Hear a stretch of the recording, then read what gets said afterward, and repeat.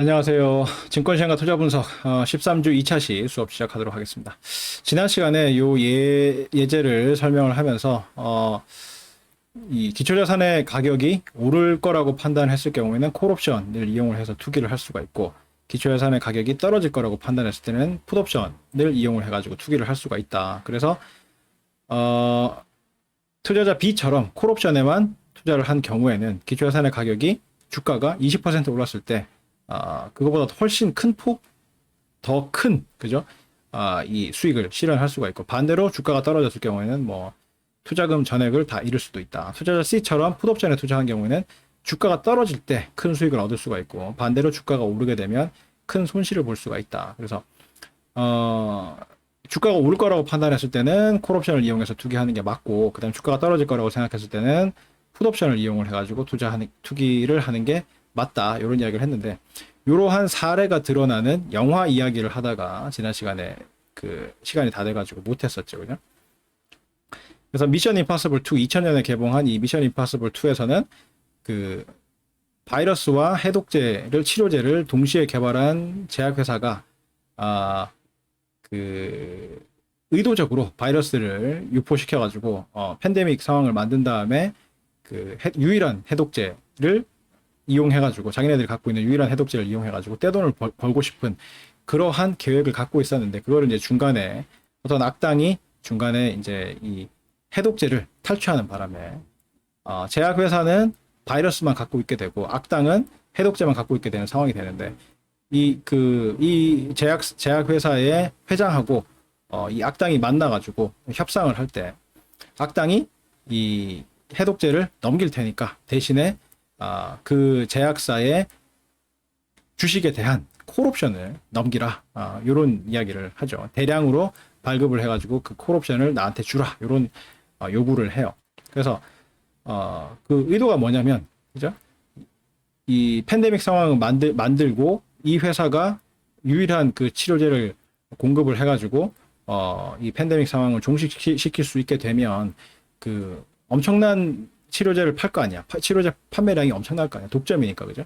그리고 뭐 독점이니까 가격도 부르는 게 값이겠지. 그래서 떼돈을 벌 수가 있을 거예요. 떼돈을 벌게 되면 그만큼 이 기업의 주가가 오르겠지. 엄청나게 오르겠죠. 오르는데 주가가 오르는 그 폭보다 훨씬 더 이익을 보기 위해서 그 주식을 기초자산으로 하는 콜옵션, 일명 스톡옵션이라고 하는 그 옵션을 대량으로 갖고 있게 되면 엄청난 이익을 볼 수가 있겠죠. 그래서 그러한 엄청난 이익을 노리고 그 악당이 이제 스톡 옵션을 그 제약사 회장한테 요구를 해요. 당신네 회사 주식을 기초자산으로 하는 콜옵션, 즉 스톡 옵션을 발행을 나한테 대량으로 해주시오. 그러면 내가 이 해독제를 당신한테 넘기겠소. 요렇게 이제 협상을 하게 되죠.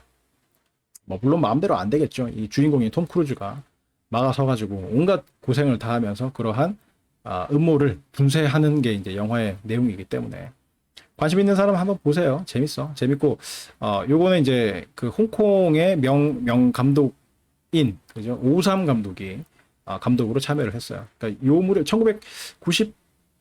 1998년이었나? 그 홍콩이 이제 중국으로 반환이 됐죠. 그래서 그 이전까지 이제 홍콩이 굉장히 그 최소한 아시아권에서는, 그리고 뭐 글로벌하게도 영화 산업이 상당히 발달을 해가지고 외국에서도 굉장히 많이 알려져 있을 정도로 많이 발달을 했었어요. 그래서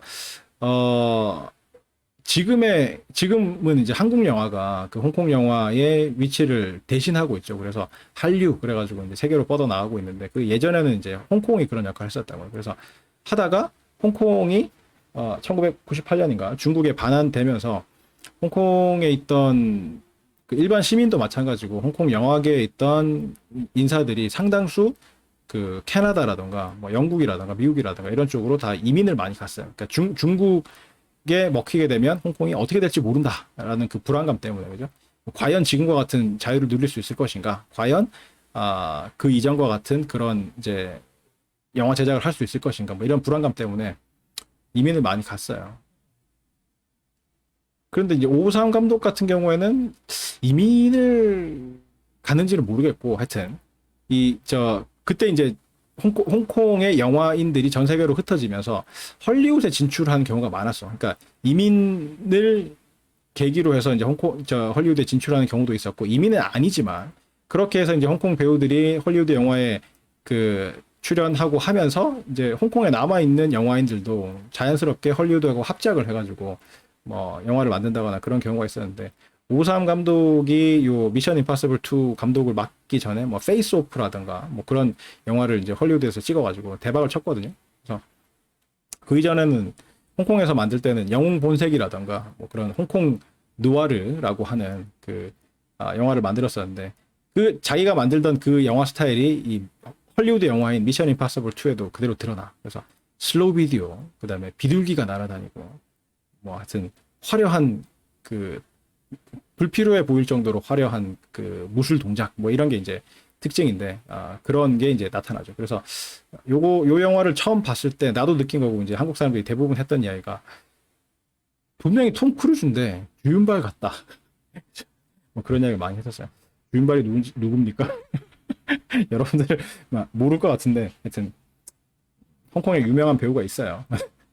그래서 영웅 본색 뭐 이런 거 이제 감독을 했던 오상 감독이 80년대 중반에 영웅 본색이라는 영화를 내놓음으로써 홍콩 느와르, 그래서 새로운 장르를 개척했던 엄청난 감독인데, 미국 가가지고 미션 임파서블 2를 본인의 스타일로 만들었어. 그래서 미션 임파서블 1편은 1996년에 했었는데, 그거는 보면 이제 정통 서양식 첩보 액션이거든. 그래서 이게 냉전 시대는 끝났지만 냉전 시대 같은 그런 이제 느낌으로 이렇게 쫙 이렇게 정통 스파이 그 영화였다고 하면, 갑자기 미션 임파서블 2가 되면 홍콩 느와르 같은 그런 느낌이 확 되면서 슬로 비디오, 갑자기 어디선가 나타나는 비둘기들이 슬로 비디오로 막 날아다니고, 액션이 막 슬로 비디오로 벌어지고, 액션이 굉장히 홍콩 액션처럼 굉장히 화려한 무술 동작 이런 게 막 나온다거나 하여튼 그런 거.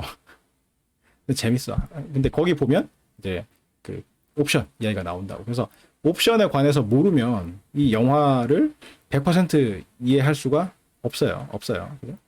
그래서 여러분은 이제 공부를 했으니까 이 미션 임파서블 2라는 영화를 보면 완전하게 이해를 할 수 있을 거라고 생각합니다.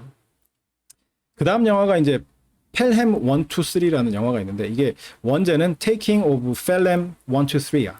Pelham 1, 2, 3인데, 펠햄이 지하철역 이름이거든요. 이제 우리로 치면은 영남대 앞으로 지나가는 게 지하철 2호선입니까? 2호선이죠. 2호선인데 뭐 영남대행 1시 23분 출발, 영남대행 이런 이름이야. 그래서 펠렘 1, 2, 3가 출발역인지 아니 도착역인지 모르겠는데 그 역 이름이고, 1, 2, 3가 시간을 나타낸대요. 그래서 특정한 지하철 노선을 나타내. 그러니까 펠햄역을 향해서 뭐 1시 23분에 출발하는 지하철인지, 아니면 뭐 펠햄역에서 출발을 할 때 1시 23분에 출발하는 건지, 뭐 하여튼 그 1, 2, 3 저거는 이제 시간이고, 펠햄은 역 이름이야. 그래서 저게 나타내는 바는 어떤 지하철 노선을 나타내거든요. 어떤 특정한 지하철 기차를 나타내게 되는데, 이게 이제 뉴욕에서 월스트리트 근처에서 지하철 납치 사건이 발생을 해. 지하철 납치 테러가 발생을 하는데, 존 트라볼타가 악당이고, 덴젤 워싱턴이 이제 이 뉴욕 지하철의 이제 간부인데, 뭔가 이제 사건이 있어가지고 그날 그 관제를 맡게 됐어. 그러니까 지하철의 기관사들하고 이렇게 연락을 주고 받으면서 이렇게 하다 보니까 이 펠렘 1, 2, 3라는 이 지하철이 납치가 된 거야. 납치가 돼가지고 이 납치범인 존 트라볼타하고 무전으로 계속 이제 이야기하면서 협상도 하고 하면서 시간 끌고 뭐 이렇게 하다가 나중에 이제 테러를 진압하는 뭐 그런 내용인데, 존 트라볼타가 이 지하철을 납치한 이유가 뭐냐면 돈 벌려고 그러는 거거든. 그러니까 이게 월스트리트 근처거든. 월스트리트 근처이기 때문에 월스트리트 근처에서 지하철 납치라는 사상 초유의 어떤 테러가 발생을 했기 때문에, 그 다음에 사람이 계속 죽어요. 뭐 말 안 들으면 1분에 한 명씩 죽인다. 그래요. 진짜로 막 죽이기 때문에 그게 이제 실시간으로 뉴스로 막 나가기 시작하고 하면서 월스트리트의 주가가 막 떨어져. 월스트리트 바로 옆에서 이제 테러가 일어났기 때문에 투자자들의 심리가 굉장히 극도로 불안한 거지. 저 테러가 월스트리트에 어떤 영향을 미칠지 모르는 거잖아요. 그죠? 월스트리트로 갑자기 테러범들이 납치범들이 나와가지고 월스트리트 그 증권 시장 안으로 들어올 수도 있는 거거든요. 뭐 하여튼 등등 해가지고 투자자들이 불안하고 하니까 주가가 막 떨어지는데 그걸 노리고 존 트라볼타가 이러한 테러를 한 거야. 그러니까 지하철을 납치해가지고 계속 이제 공포 분위기를 조성을 하는 거죠. 하는데 존 트라볼타가 그래서 어디에 투자를 했게요? 풋옵션. 풋옵션.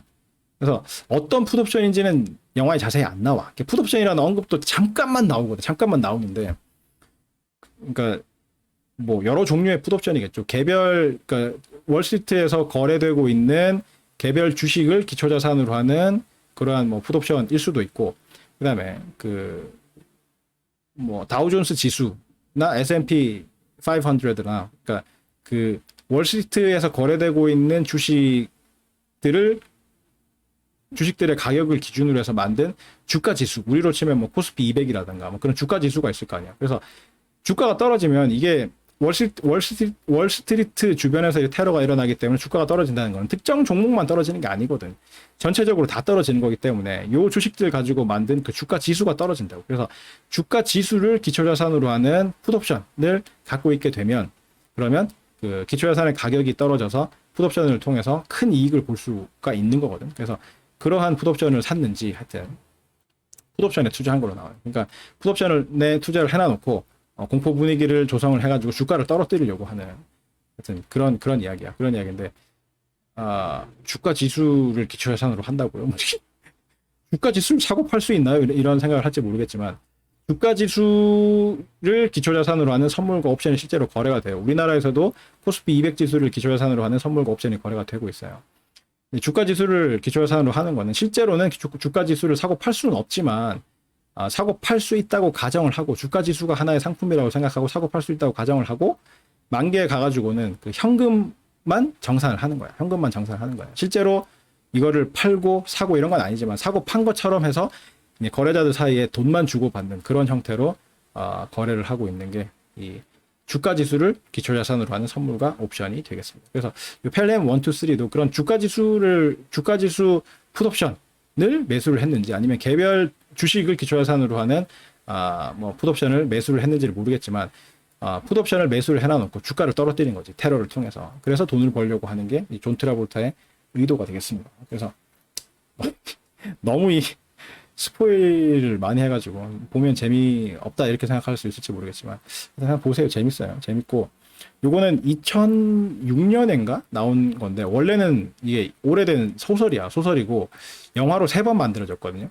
그러니까 70년대 한번 만들어지고 90년대 한번 만들어지고 2000년대 들어가지고 한번 만들어지고 했는데 가장 최근에 만들어진 이 존 트라볼타와 덴젤 워싱턴이 나오는 요 2009년이던가 6년이던가 정확히 기억이 안 나는데 요 영화에만 그 풋옵션 이야기가 나와요. 그 이전에 원작 소설이나 그 이전에 만들었던 거기는 뭐 풋옵션 이야기는 안 나오는 것 같아요. 그래서 뭐 관심 있으면 한번 봐봐. 이게 번역이 제대로 안 돼 있으면 풋옵션의 피읍자도 안 나오고 그냥 넘어갈 수도 있어요. 딱 한 장면 나오거든. 한 장면 나와서 풋옵션이다. 뭐 이런 거 이제 그런 이야기가 대사가 딱 한 장면 나오기 때문에 알고 있는 사람은 보고 그래서 저런 짓을 하는 거구나. 이게 이제 짐작을 할 수 있는 그런 영화가 되겠습니다. 그 다음에 마지막 영화가 이제 몇 년 전에 개봉된 우리나라 영화죠. 국가부도의 날인데 IMF 외환 위기를 다루고 있는 영화인데 이게 주인공이 3명이거든요. 유아인하고 김혜수하고 저기 저 아저씨가 이름이 뭐더라? 저 아저씨 이름이 뭐더라? 이름 생각 안 나네. 허준호 그죠? 허준호하고 이렇게 3명이 주인공이야. 유아인하고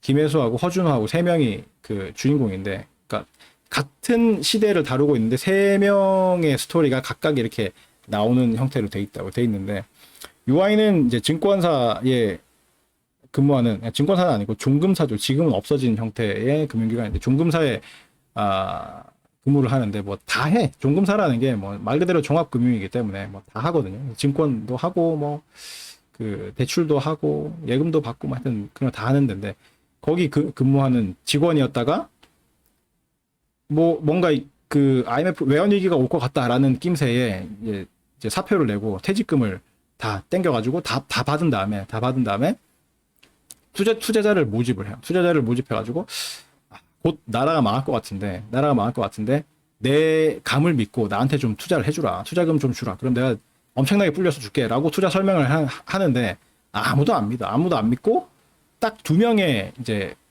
투자자가 투자를 해요. 투자를 하는데 근데 투자를 어떻게 하느냐면 코스피 200 지수에 대한 풋옵션에 투자를 해. 코스피 200 지수에 대한 풋옵션에 투자를 한다고. 그리고 달러화를 사요. 달러화를 산다고. 그리고 뭘 하느냐? 집을 산다고. 부동산을 매매를 해요. 그러니까 풋옵션을 사게 되면 어떻게 돼요? 외환위기가 빵 터지면, 외환위기 터지기 직전에 풋옵션, 코스피 200 지수에 대한 풋옵션을 사놔놓으면 외환위기가 발생을 해가지고 주가가 전체적으로 확 떨어질 거 아니야. 금융위기가 발생을 했으니까. 그러면 코스피 200 지수가 확 떨어지겠지. 그러면 코스피 200 지수에 대한 풋옵션을 내 가격은 확 오르겠죠. 그래서 풋옵션을 통해서 엄청난 돈을 벌고 그 다음에 외환위기가 발생을 하게 되면 외국인들이 다 빠져나간다고. 한국 경제를 믿을 수가 없기 때문에 불안하기 때문에 그래서 돈을 다 회수해 가기 때문에 달러화에 대한 원화를 전부 달러화로 바꾸려고 할 거 아니야. 그래서 달러화에 대한 수요가 늘어나서 달러화의 가치가 확 오르게 된다고. 그죠? 달러화의 가치가 오르게 되면 어떻게 돼요? 환율이 폭등하겠죠. $1 확률이 폭등하겠죠. 달러 값이 비싸지는 거니까. 그죠? 그래서 외환위기가 일어나기 전에 달러를 미리 사놓으면 예를 들어서 900원에 사놓으면 1달러를 900원에 사놓으면 외환위기가 발생해가지고 그 당시에 뭐 2,000원 가까이 갔거든. 1,800원, 뭐 1,900원 그 정도까지 환율이 올랐거든요. 환율이 오르면 어떻게 돼요? 900원에 사가지고 예를 들어서 1,800원이 됐을 때 그거를 원화로 바꿨다라고 하면 900원에 사가지고 1,800원에 파는 거잖아. 그죠? 그래서 900원 투자했다가 나중에 1,800원을 회수하는 거니까 100%의 수익을 얻는 거지. 그런 식으로 달러화를 많이 사나. 그러니까 처음에 코스피 200 지수에 대한 풋옵션을 사고, 그죠? 대량으로 사고, 그 다음에 또 이제 일부 돈은 달러화를 사는데 투자를 한다고. 그렇게 해가지고 실제로 외환위기가 빵 터지고 나니까 풋옵션으로부터 돈 많이 벌죠. 그 다음에 이 환율 오르는 거로 돈을 많이 번다고. 그렇게 해서 번 돈을 가지고 어떻게 해요? 그렇게 되면 이제 경제가 어려워지기 때문에 사람들이 대량 실직이 발생을 하게 되고, 사람들이 돈이 필요하게 되기 때문에 부동산을 다 내놓게 된다고요. 그죠? 사업 자금을 위해서 사업이 어려워져가지고, 허준호 같은 경우가 그런 케이스인데, 중소기업의 사장님인데, 돈이 안 돌고 경제 상황이 어려워지니까 본인 집도 막 내놓고 뭐 이런 상황이 벌어지는데, 사람들이 너도 나도 집을 내놓으니까 집값이 떨어질 거 아니야. 그죠? 공급이 늘어나서. 그때 유아인이 그 앞에서 달러와 풋옵션을 이용해가지고 번 돈을 가지고, 그죠? 그렇게 해서 번 돈을 가지고 헐값이 된 집들을 대량으로 사게 된다고. 그죠?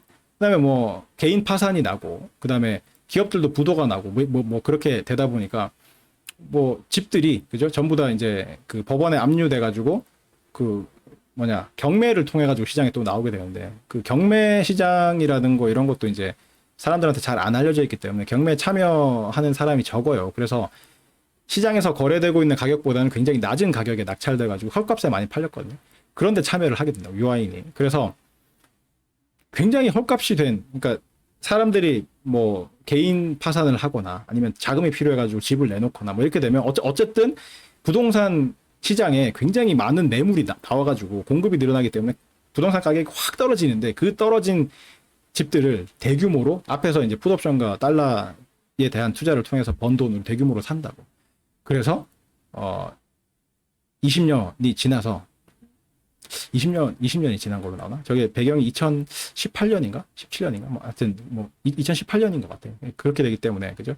20년이 지났을 때는 UI는 우리나라에서 손꼽히는 부자가 돼 있지. 그래서 뭐 뭔가 이제 투자 회사를 차려가지고 투자 회사 사장으로 있는 뭐 그런 장면이 나와요. 그래서 거기에 이제 풋옵션이 나온다고. 근데 풋옵션에 왜 투자하는지, 풋옵션의 원리를 모르는 경우에는 뭐 영화를 봐도 왜 저래?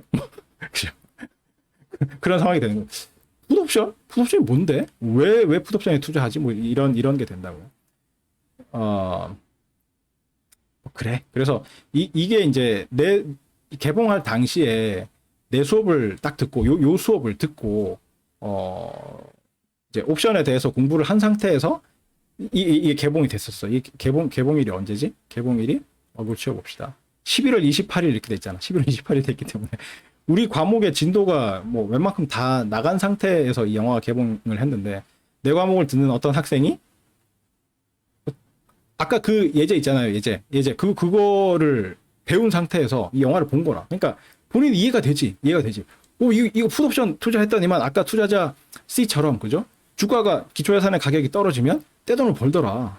그래서 코스피 200 지수에 대한 풋옵션을 사놓으면 이 금융위기가 일어나가지고 주가가 떨어질 때 떼돈을 버는 거다. 그거를 이해를 하는 거죠. 이해를 해가지고 영화를 경북대 다니는 친구하고 같이 영화를 보러 갔는데 본인은 이해를 했고 경북대 다니는 친구는 이해를 못했대요. 못해가지고 자랑스럽게 이래서 그런 거야 이러면서 이제 영화에 대해서 설명을 해주고 너무나도 본인이 이제 스스로 너무 뿌듯한 거야. 야, 내가 경대생을 대상으로 해서 내가 걔가 모르는 걸 내가 막 설명을 해줬다. 이게 너무너무 뿌듯해가지고 과제 2가 그 당시에 뭐였냐면 이제 나한테 하고 싶은 말 아무거나 다 하라는 게 과제 2였거든요. 써서 내라는 거였는데 거기에 이제 그런 내용을 써놨더라고. 요즘 너무 감사합니다 이러면서 이 영화가 개봉돼가지고 보러 갔는데 마침 수업 시간에 배웠던 딱 그게 나와가지고 네, 경북대 그 친구 앞에서 항상 뭐 이렇게 기가 죽고 막 그랬었는데 뭐 경북대 다니고 난 영남대 다니고 이러니까 그랬었는데 그 친구의 코를 납작하게 해줬다 뭐 그러면서 그래서 내가 막 기가 살았다 이러면서 이제 자랑스럽게 쓴 과제를 낸 적이 있어요. 근데 하여튼 그래서 풋옵션의 개념을 알아야 이 영화를 봤을 때 이해가 가죠. 그게 이제 유아인의 이야기고 그 다음에 김혜수 나중에 보면은 좀 유아인님의 배우 유아인님의 이야기고 그 다음에 배우 김혜수 님이 역할하는 건 한국은행 팀장으로 나와요. 팀장으로 나오는데 굉장히 정의로운 모습으로 나오거든요. 나오는데 그다음에 저기는 이제 조우진이라고 저 뒤에 있는 김혜수 뒤에 있는 조그만 사람 이렇게 손 이렇게 하고 있는 사람 있잖아요. 저 사람이 재정국 차관으로 나오는데 여기는 이제 실제 상황은 아니고 약간씩 각색을 했어요. 유아인이라는 저런 투자를 유아인처럼 저렇게 투자해가지고 된 사람이 있기는 해. 실제 모델이 있긴 한데 정확히 투자 기법이라든가 이런 게 일치하는 건 아니고 실제 모델을 좀 각색해가지고 다른 투자 기법으로 이제 그 영화에서 묘사를 했고 그다음에 영화에 나오는 그 진행 상황이라든가 이런 것도 실제하고는 좀 달라요. 다르고 그게 이제 영화 앞뒤로 나온다고. 실제를 배경으로 했지만 영화적인 재미를 위해서 각색을 많이 했다. 그래서 실제하고 다른 부분이 많으니까 이해해 달라는 식으로 이제 그 영화에 나오는데 그래서 한국은행은 한국은행 총재 이렇게 부르는데 저기서는 한국은행 총장 이렇게 나오고 그다음에 그때 저 당시에 재무부가 있고 그다음에 기획예산청가 뭐 하여튼 그런 게 있고 하여튼 정부 부처가 재경국이라는 정부 부처는 없었는데 저때 이제 저 뒤에 나오는 저 조우진이라는 저 배우가 재경국 차관으로 나와요. 재경국 차관으로 나오는데 여기 보면 이제 국가 부도 사태를 앞두고 재경국 차관이 IMF로 가자 이렇게 주장을 하는데 김혜수님이 반대하는 걸로 이렇게 나와요. 나오는 그 이유가 IMF로 가가지고 이제 구제 금융을 받았을 경우에는 강도 높은 그 상상을 초월하는 구조조정을 하기 때문에 굉장히 국민들이 큰 고통을 받을 거다. 그래서 절대로 IMF로 가는 거는 안 되고 뭐 통화 수합 같은 거 다른 미국이나 일본이나 다른 나라들의 통화 수합 같은 걸 통해 가지고 위기를 극복해보자 이런 걸 제안을 했다가 묵살당하고 결국 재경국 차관의 말대로 IMF로 가게 돼. 근데 재경국 차관의 입장에서는 IMF 불러가지고 구조조정을 하면서 노조를 한번 탄압을 해보겠다. 저 사람 보수적인 인물이에요. 그래서 뭐 그런 개념으로 나오는데 저것도 틀렸어. 저게 이제 실제로 그 IMF 외환위기를 앞두고 IMF 구제금융을 받자라고 먼저 제안한 게 그러니까 정부 쪽이 아니고 한국은행이야. 한국은행. 그래서 영화에서는 정반대로 나온 거예요. 정반대로 나온 거고 저기서는 이제 그 보수파의 논리만 이렇게 들어가지고 그 나쁜 거다 이런 식으로 IMF로 간 게 굉장히 나쁜 거다. IMF 구제금융 받은 게 나쁜 거다 이런 식으로 이야기를 했는데 사실은 IMF 구제금융을 받은 게 좌우 합작이야. 그러니까 진보든 보수든 둘 다 IMF로 구제금융을 받으면서 노림수가 있었던 게 뭐냐면 보수파들은 IMF 구제금융을 통해서 노동시장을 한번 개혁을 하려고 했던 거고 노조도 좀 이렇게 강성 노조를 한번 잡아보고 그다음에 고용도 유연하게 바꿔가지고 비정규직을 좀 늘리고 싶고 그다음에 언제든지 자를 수 있는 그 전까지만 하더라도 평생 직장이었거든. 잘못하지만 않으면은 뭐 그냥 한번 되면 한번 입사를 하면 종신 고용 이런 개념이었는데 그런 걸 한번 바꿔가지고 서양식으로 언제든지 자르고 언제든지 다시 뭐 필요한 사람 뽑아서 쓰고 고용을 유연화하고 싶은 노동시장을 좀 더 유연화하고 싶고 강성 노조를 좀 어떻게 억누르고 싶은 그런 의도가 있었다고 하면 보수 쪽에서는 진보 쪽에서는 재벌 개혁을 하고 싶었던 거야. 재벌 개혁. 그러니까 자본을 갖고 있는 재벌들을 한번 쟤네가 지금까지 횡포를 많이 부렸는데 한번 화끈하게 개혁을 해가지고 바로 잡고 싶다.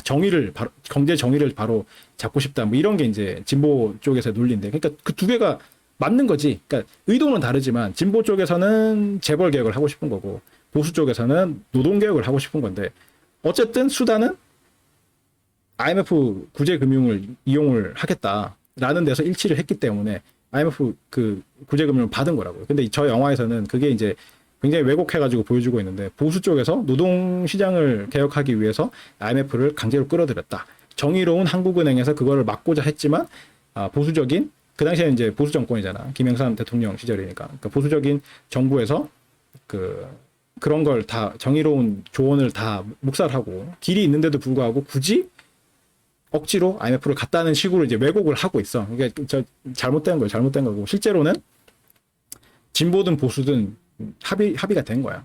그러니까 재벌도 개혁을 하고 이쪽은 재벌을 개혁하고 싶고 이쪽은 노동시장을 개혁하고 싶고. 그래서 실제로 IMF 외환위기를 통해서 노동시장이 많이 바뀌었죠. 그 전까지만 하더라도 뭐 그 종신고용이었거든. 종신고용이고 여기 보면은 유아인이 이 종금사에 근무할 때 신입 사원들 불러가지고 연수원에서 연수를 시작하고 이런 장면이 나오는데 거기 보면은 돈을 막 줘 신입 사원들한테. 그래서 딴 데 가지 말라고. 그런 시절이었다고. 그러니까 지금 여러분 생각하면은 그런 좋은 시절이 있었나 그런데 옛날에는 너무나도 이제 사람이 왜냐하면 기업들이 사람을 뽑을 때 효율적으로 뽑지 않아. 그러니까 사람 쓰는 게 기업들이 무한히 확장되고 막 커지고 있는 그런 상황이었기 때문에 가능하면 많이 뽑으려고 그러고 맥시멈을 뽑았다고. 그러니까 가장 바쁠 때를 기준으로 가장 일이 많을 때를 기준으로 인력 그 수요를 산정을 해가지고 많이 뽑으려고 할 때기 때문에 대학을 졸업한 사람들은 뭐 서너 군데 막 골라서 가고 그러니까 어디 가가지고 합격을 해가지고 연수를 가면 딴 회사 면접 보러 가지 마세요 이러고 막 돈 봉투 주고 막 그런 시절이었대요. 그런 장면이 나와요 실제로 이 영화에도. 그러다가 IMF 외환위기를 겪으면서 어떻게 돼요? 비정규직이 확 늘어나고 그다음에 고용 잘 안 하고 언제든지 자를 수 있고 뭐 하여튼 그런 식으로 지금과 같은 이러한 노동시장으로 바뀌죠. 근데 동시에 재벌도 많이 망했어요. 영화에도 나오지만 굉장히 많은 기업들이 다 쓰러졌고 그 오너들이 전부 뭐 감옥을 간다거나 아니면 뭐 자살을 한다거나 해가지고 굉장히 비참한 최후를 많이 맞았어요. 그래서 영화에서는 마치 이제 서민들만 피해를 보고 이제 노동자들만 피해를 보는 것처럼 이렇게 해놨지만 실제로는 재벌들도 굉장히 그 개혁을 통해 가지고 많은 고통을 당했어요. 그래서 의도대로 뭐 된 거지. 그러니까 진보와 보수 쪽의 양쪽 의도대로 된 건데 저 영화는 왜 저렇게 만드는지 잘 모르겠어요. 그래서 저거를 그 한국은행 그 사람들하고 그다음에 이제 지금은 뭐 기획재정부인가 하여튼 이름이 하도 많이 바뀌어가지고 그쪽 이제 관료들하고 이렇게 보고 나서 다들 그냥 어이없어 했대요. 아우 아무리 각색을 해도 저렇게 각색을 할 수가 있느냐 이러고 이제 그래서 저거를 사실로 받아들이면 안 돼.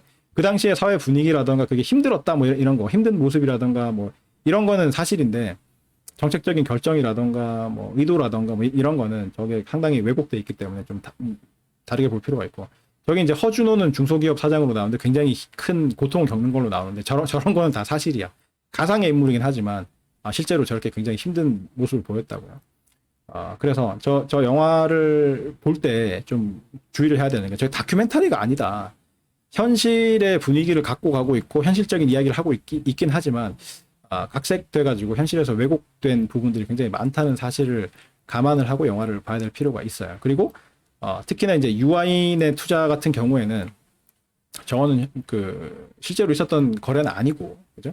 영화를 위해서 만들어낸 거래예요. 만들어낸 거래지만 상당히 설득력 있는 거래 방식이죠. 그래서 풋옵션, 코스피 200 지수에 대한 풋옵션을 금융위기가 일어나기 직전에 대량으로 사서 금융위기가 실제로 일어나서 코스피 200 지수가 폭락했을 때 떼돈을 버는 그러한 이야기가 등장하는 영화죠. 그래서 요 세 가지 영화가 옵션을 이용을 해가지고 떼돈을 벌려고 하거나 실제로 벌거나 뭐 하여튼 뭐 그런 이야기로 구성이 되어 있는 대표적인 영화라고 할 수 있겠습니다. 그래서 관심 있는 사람들은 한번 보세요. 재밌어. 여러분은 이제 옵션에 대한 이해도가 어느 정도 되기 때문에 여러분을 너무 과대평가하나요? 뭐 이렇게 강의 한번 듣고 어떻게 다 압니까? 기말고사가 얼마 안 남았기 때문에 기말고사 공부하는 과정에서 지식이 이렇게 공고하게 쌓일 거야. 그 지식을 쌓은 다음에 기말고사 끝나고 나서 이 영화들 중에서 뭐 관심 있는 영화를 한번 보세요. 재밌어. 자, 그 다음에 이제 옵션의 만기 현금 흐름을 살펴볼 필요가 있어요. 우리가 앞에서 이제 방금 봤던 그 예제에도 보면 현금 흐름이 좀 복잡하죠. 그죠? 어떤 경우에는 현금 흐름이 그 옵션 살 때 지급한 그 현금 흐름만 나타나고 어떤 경우에는 좀 복잡하게, 그죠? 뭐 샀다가 팔았다가 하는 게 굉장히 나타나잖아. 그런 거를 좀 일반화 해가지고 나타낼 필요가 있어. 왜 하냐면 요 현금 흐름을 이용을 해가지고 뭔가 증명할 게 뒤에 나오거든. 그래서 옵션의 만기 현금 흐름에 대해서 일단 다루고, 그래서 렘마라고 붙어 있는 거예요. 렘마. 보조 정리. 요 결과를 나중에 바로 다음에 나오는 정리에서 증명 과정에서 이용을 할 거예요. 자, 결과부터 보면 뭐 기호는 뭐 이미 다 아는 거고. 자, 요거를 옵션을 보유를 해가지고 만기에 전부 다 현금화 한다고 가정을 하는 거예요. 그럴 때 발생하는 현금 흐름은 요런 거야. 요런 거. 콜 옵션을 매수했을 경우, 매수해가지고 갖고 있을 경우에 만기에 발생하는 현금 흐름은 이렇게 돼요. 맥시멈 0, SRIT 빼기 K 이렇게 돼요. 맥시멈하고 중괄호하고 0, SRIT 빼기 K 이렇게 되는 게 무슨 의미냐면 저 집합 기호죠. 중괄호 안에 뭔가 이렇게 두 개가 들어있는 거는 원소 두 개가 들어있는 집합이야. 원소 두 개짜리 집합인데 앞에 맥스가 붙어있는 거는 그 원소들 중에서 제일 큰 놈이란 뜻이야. 그 원소들 중에 제일 큰 놈. 맥시멈 집합. 요거는 그 집합 안에 있는 원소 중에서 제일 큰 놈이란 뜻이에요. 그래서 맥시멈 0, SRIT 빼기 K 저거는 0하고 SRIT 빼기 K하고 둘 중에 큰 놈이란 뜻이에요. 그래서 콜 옵션을 매수해서 들고 있을 때는 만기에 발생하는 현금 흐름이 저렇게 생겼어요. 맥시멈 0, SRIT 빼기 K. 그 다음에 콜 옵션을 발행을 해서 팔았을 경우에는 거기에 마이너스 1을 곱한 형태가 된다. 풋 옵션을 매수를 하게 되면 맥시멈 0, K-SRIT야. 맥시멈 0, K-SRIT. 그래서 콜 옵션 매수했을 때의 S하고 K의 위치가 바뀐 그러한 형태가 되겠습니다. 그 다음에 풋 옵션을 발행을 했을 경우에는 거기에 마이너스 1을 곱한 형태가 된다. 그래서 요거는 기억을 하고 있는 게 좋아요. 뭐 물론 여러분이 오픈북 시험을 할 거기 때문에 뭐 난 굳이 기억하고 싶지 않다. 나중에 책 넘겨가가지고 참고해가지고 쓰겠다 이러면은 시간 좀 더 들여가지고 그렇게 하겠다. 그러면 뭐 말릴 생각은 없는데 이거 왜 중단되냐? 말릴 생각은 없는데 아무래도 기억을 하고 있는 게 시험 문제에 빨리 대응하는 데는 좋을 거예요. 좋을 거기 때문에 기억을 하세요. 기억하는 방법은 맥시멈이 다 붙어 있다. 맥시멈이 기본적으로 붙어 있고 매수하는 게 기본이야. 매수하는 게 기본이고 콜 옵션이 기본이야. 콜 옵션은 기본이라고. 콜 옵션 매수가 기본이고 콜 옵션과 매수가 기본이고, 그죠? 맥시멈이 다 붙어 있다는 게 기본이야. 그죠? 그리고 맥시멈 0컴마까지가 전부 다 공통이고, 그죠? S라지T 빼기 K인지 K 빼기 S라지T인지가 지금 헷갈리는데, 그건 어떻게 기억을 하냐면, 콜은 SK다. 콜은 SK다. 이렇게 기억을 하면 돼요. 콜은 SK다. S라지T 빼기 K다. 콜은 SK다. 콜 옵션 매수는 맥시멈 0, S라지T 빼기 K다. SK다. 그죠? SK다. 그죠? 전화는 SK텔레콤이지. 그죠? 그렇게 기억을 하세요. 콜 옵션 전화는 SK텔레콤이다. 저는 KT 쓰는데, 나도 KT 쓰는데, KT 관계자들이 들으면은 싫어하겠지만, 옛날에는 SK 썼었거든. SK 쓰다가, 중간에 이제 KT로 넘어왔는데, 가격은, 요금은 SK가 좀 더 비싼데, 통합 품질은 SK가 더 좋아요. 내가 직접 써보고 느낀 바는 그래. 그리고 뭐, 연결이 뭐 이렇게 외진돼서 연결이 된다거나 뭐 하여튼 여러 가지로 봤을 때 산골 이런 데서 이제 연결돼가지고 통화가 된다거나 뭐 이런 여러 가지로 봤을 때 역시 SK다. 역시 1위 하는 이유가 있다. 뭐 이런 생각을 많이 했거든요. 그래서 콜은 SK야. 콜은 SK. KT KT라고 외우지 말고 SK야, SK. 나도 KT 쓰지만 인터넷도 KT고 뭐 전화기도 KT고 하여튼 다 KT 다 KT여가지고 지금은 이제 이탈할 수가 없어요. 묶어놨거든. 결합 할인 뭐 이런 거 막 해놔가지고 이탈할 수가 없어. 우리 가족 전체가 다 KT로 묶여 있어요. 그렇게 돼 있는데 콜은 SK다 이렇게 기억을 하세요. 1등 통신사 콜 그죠? 콜 전화 make a phone call 하면은 전화한다는 뜻이잖아. call me 이러면은 나를 부르라는 뜻도 되지만 call me at 뭐 555-2245 뭐 이렇게 이야기하면은 나한테 전화를 하라. 전화번호는 555에 뭐 254다 뭐 이런 식으로 그죠? 그 이야기할 때 콜이라는 게 전화 혹은 전화하다 이런 뜻이잖아요. 그죠? 그래서 전화는 SK다. 그래서 콜 옵션 매수를 기준으로 해서 콜 옵션 매수를 기준으로 해서 콜은 SK다. 이렇게 기억을 하고 발행을 해서 매도하는 경우 파는 경우에는 그 매수하는 경우에 그 만기 현금 흐름에다가 마이너스 1을 곱한 거야. 그 풋 옵션은 K하고 S의 순서를 바꾼 거예요. 그렇게 기억을 하면 이 네 가지 경우를 다 기억을 할 수가 있겠죠. 콜 옵션 매수를 기준으로 해서 콜은 SK다 이렇게 기억하면 콜 옵션 매수했을 때의 만기의 현금 흐름이 맥시멈 0, S라지 빼기 K다 라는 사실을 알고 있으면 콜 옵션을 발행해서 매도했을 경우에는 거기에 마이너스 1을 곱한 거고 풋 옵션을 매수했을 때는 콜 옵션 매수했을 때의 S하고 K의 순서를 바꾼 거고 풋 옵션 발행했을 때는 풋 옵션 매수한 그 경우에 만기 흐름에다가 만기 현금 흐름에다가 마이너스 1을 곱한 거다. 이렇게 기억을 하면 네 가지 케이스를 다 기억을 할 수가 있게 되죠. 이렇게 돼. 그리고 이 결과를 요 다음에 나오는 정리해서 증명하는 과정에서 실제로 사용을 할 거예요. 왜 이렇게 되는지를 일단 살펴봅시다. 증명을 해볼게요. 자, 콜 옵션을 매수를 한다는 이야기는 어떻게 돼요? 기초 자산을 행사 가격 K의 만기 라지 T 시점에 살 수 있는 권리를 보유를 한다는 뜻이죠. 따라서 만기에 기초 자산의 가격 S 라지 T가 행사 가격 K보다 커지면 어떻게 돼요? 행사 가격 K보다 커지면 콜 옵션을 갖고 있잖아. 살 수 있는 권리잖아. 근데 시장에서 사면 비싼 SRIT라는 가격을 지불을 하고 사야 되죠. 근데 콜 옵션을 행사를 하게 되면 행사 가격인 더 낮은 K라는 가격에 살 수 있게 되잖아. 그렇기 때문에 옵션을 행사하는 게 유리하지. 그죠? 시장에서 사는 것보다 더 싼 값에 살 수가 있으니까. 그죠? 그래서 콜 옵션을 행사를 해요. 행사를 하면 어떻게 되죠?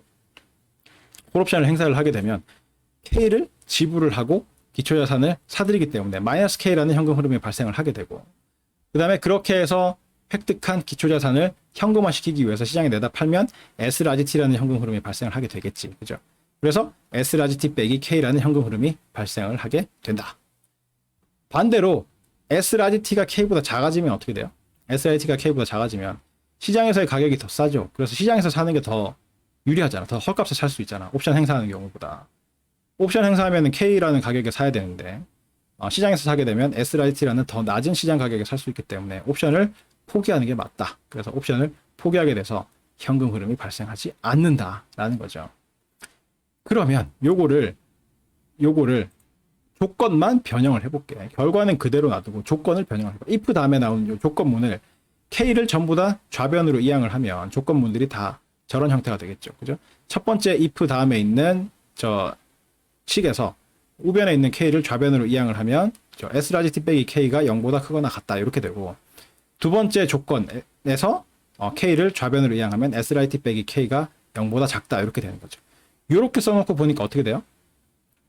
첫 번째 식 보면 S라지 T 빼기 K가 0보다 크니까 답이 S라지 T 빼기 K이고 0이 S라지 T 빼기 K보다 크니까 답이 0이더라.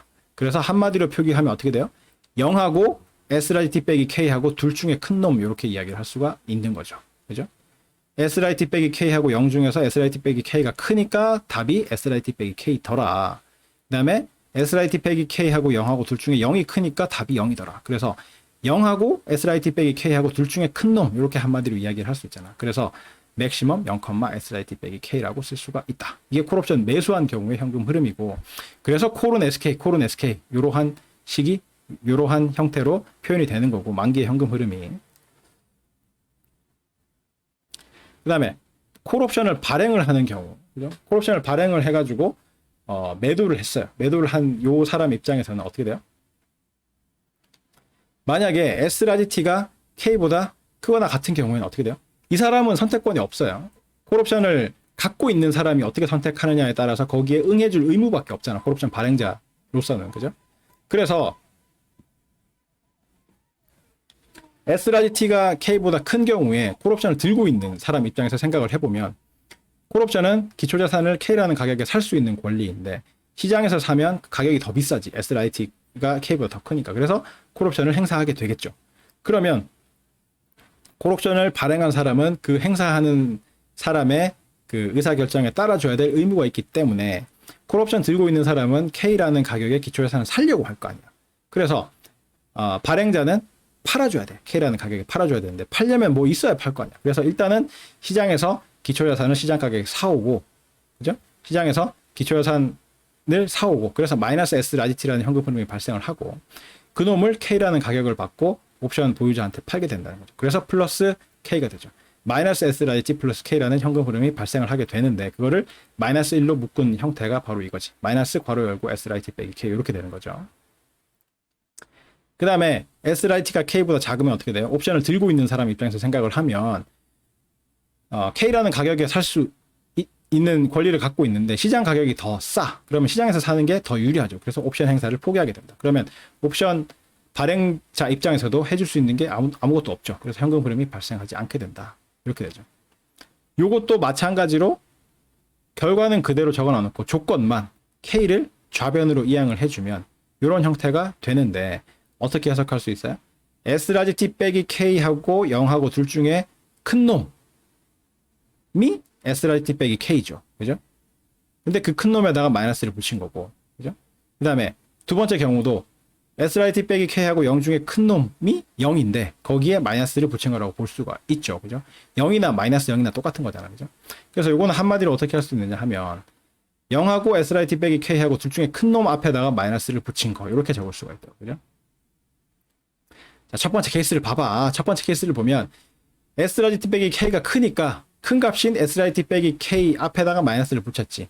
두 번째 경우도 보면 0이 더 크니까 0 앞에다가 마이너스를 붙였지. 그래서 한마디로 하면 0하고 S라지 T 빼기 K하고 둘 중에 큰 놈 앞에다가 마이너스를 붙인 거다. 이렇게 해서 마이너스 맥시멈 0, S라지 T 빼기 K로 쓸 수가 있는 거잖아. 그래서 콜옵션을 매수한 경우에 발생하는 만기 현금 흐름에다가 마이너스 1을 곱한 이러한 형태의 현금 흐름이 옵션을 발행한 사람한테 발생을 하게 된다라는 이야기죠. 풋옵션을 매수하는 경우를 보세요. 풋옵션을 매수하는 경우를 보면 어떻게 돼요?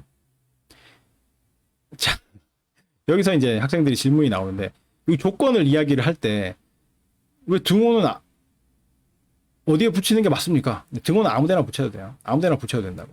두 개 다 붙여도 돼. 왜? 등호가 붙은 경우에는 S라지 T하고 K하고 같은 경우잖아. 그 경우에는 옵션을 행사하나 행사하지 않으나 똑같다고. 그죠? 옵션을 행사하나 행사하지 않으나 똑같다고. 옵션을 행사를 해서 K라는 가격에 그 기초자산을 사든 옵션을 포기하고 시장에 가가지고 S라지 T라는 가격에 사든지 간에 어차피 똑같고 그래서 발생하는 현금 흐름인 S라지 T 빼기 K나 혹은 S라지 T 빼기 K 앞에 마이너스가 붙은 거나 간에 둘 다 0이 된다고. 0이 되기 때문에 그죠? 등호는 어디다 붙여도 관계가 없어요. 아래 위 어디를 붙이더라도 옵션을 행사하는 쪽에다가 붙여가지고 S라지 T가 K보다 크다는 쪽 밑에다가 붙여가지고 옵션을 이제 S라지 T하고 K하고 같은 경우에도 행사를 한다라고 하는 경우나 그죠? 밑에다가 붙여가지고 행사하지 않는 쪽에 붙여서 S라지 T가 K보다 작다는 쪽에다가 밑에 등호를 붙여가지고 행사하지 않는다고 하는 거나 결국 똑같다는 이야기죠. 등호일 때는 행사한다는 쪽에 붙이더라도 등호를 붙이더라도 S라지 T하고 K하고 어차피 같기 때문에 S라지 T 빼기 K 값은 어차피 0이 되고 행사하지 않는 경우에 붙인다고 하더라도 S라지 T하고 K하고 같은 경우에 현금 흐름은 어차피 0이 된다고. 그래서 위에 붙이나 밑에 붙이나 아무 관계 없어요. 붙어 있기만 하면 돼. 위든 아래든 두 조건 중에 어느 한쪽에 등호가 붙어 있기만 하면은 아무 상관이 없다고. 왜? 이 S라지 T하고 K가 같은 경우에는 옵션 보유하고 있는 사람 입장에서는 옵션을 행사하거나 행사하지 않거나 아무 상관이 없으니까. 값이 같으니까. 그죠? 시장에 가서 사는 거나 옵션 행사해 가지고 사는 거나 같은 가격에 물건을 사는 거잖아요. 그렇기 때문에 옵션 행사하는 조건 밑에 등호를 붙여서 옵션을 행사한다고 보든 옵션을 행사하지 않는 쪽 밑에 등호를 붙여 가지고 이 등호가 성립할 때 옵션을 행사하지 않는다고 보든지 간에 똑같은 현금 흐름을 얻게 된다고. 둘 다 0의 현금 흐름을 얻게 된다고. 그래서 어디에 붙여도 아무 상관이 없다.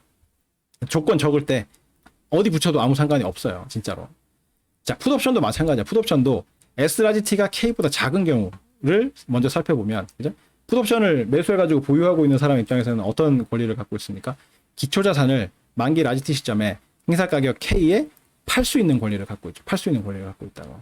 근데 SRIT가 K보다 작아. 그럼 시장에서 파는 것보다 옵션을 행사하는 게 더 비싼 가격에 팔 수 있죠. 따라서 옵션을 행사하게 된다. 그죠? 그렇잖아. 시장에 팔면 SRIT라는 헛값에 팔게 되고 옵션을 행사하면 K라는 더 높은 가격에 팔 수 있는 경우잖아. 지금 요 SRIT가 K보다 작은 경우에는. 그죠? 그래서 옵션 행사를 한다고. 옵션 행사하면 어떻게 돼요? 팔아야지. K라는 가격에 팔 권리니까 그 권리를 행사하면 K라는 가격을 받고 파는데, 그래서 팔아야 되는데 팔려면 있어야 될 거 아니야. 그래서 시장에서 돈 주고 사온다고. 얼마를 주고 사와요? SRIT라는 금액을 주고 사와서, 그래서 마이너스 SRIT라는 현금 흐름이 발생을 하고, 그렇게 사온 놈을 풋옵션을 행사를 하면서 풋옵션 발행자한테 K라는 금액을 받고 판다고.